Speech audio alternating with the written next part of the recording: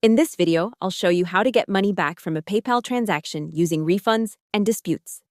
First, open the PayPal app or website and log in. Go to Activity and find the transaction you're worried about. Tap or click it to see the full details. If it was a normal purchase and you didn't receive the item, or it's very different from what was described, look for Report a Problem, Get Help with this transaction, or a similar option. Choose the reason, like item not received or significantly not as described, then follow the steps to open a dispute.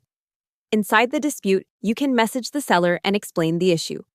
If you can't solve it together, you can escalate the dispute to a claim so PayPal can review it. Make sure you upload any proof, like screenshots, receipts, or tracking information. If it was a friends and family payment or you simply sent money to the wrong person, you usually need to ask the other person to refund you, unless the payment is still pending and you see a cancel button. Hope the tutorial was helpful. Subscribe to my channel and see you in the next video.